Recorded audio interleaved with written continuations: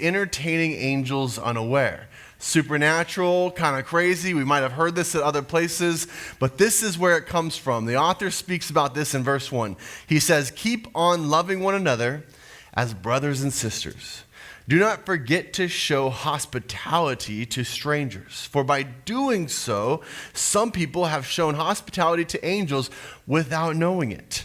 Continue to remember those in prison as if you were together with them in prison, and those who are mistreated as if you yourselves were suffering." Well, isn't this fascinating? Is he serious? Is this kind of something he's just throwing in there? I mean, why is he saying this? Is it possibly someone sitting next to us right now? Go ahead and look at the person to your right and your left and just think, just perhaps, just maybe, that is an angel. Some of you couples are like, no, I don't think so.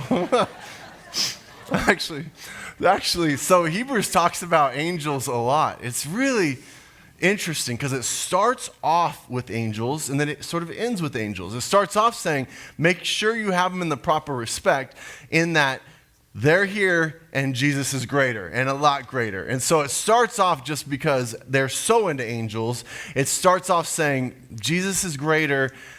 Angels are good, but Jesus is even more amazing than that. So make sure you have them in their proper perspective. But then as the rest of the book goes on, it does pull angels back in, talks about how many there are.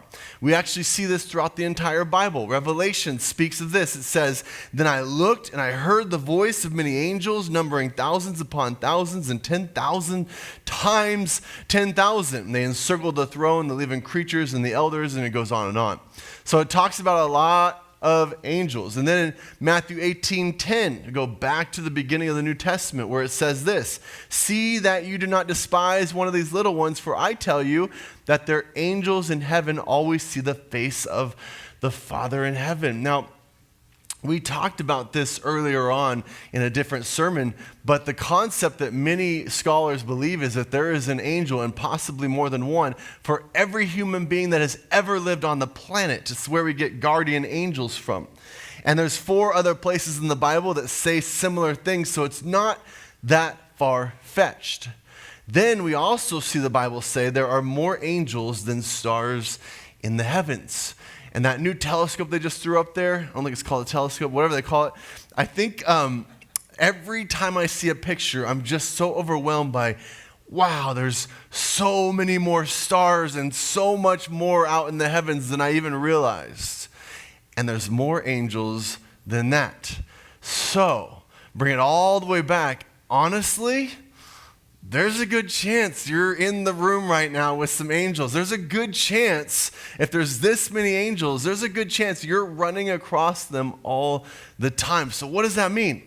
It should cause something to change in us. It should say, okay, if I possibly am running across angels all the time, maybe, just maybe, I should be very aware of how I'm treating every human being I come across. It should. And why?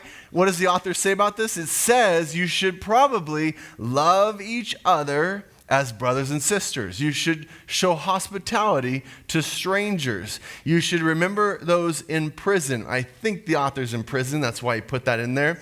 Pretty sure I know who it is.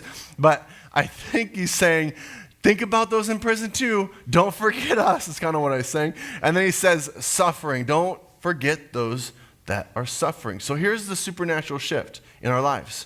If we will shift to, you know what, I'm probably always entertaining angels unaware, it will make your life better because you'll start to treat everyone better. You'll start to have this heart for the stranger, the hurting, those in prison, the brothers and sisters that everyone is in your life. It'll be a supernatural shift for you.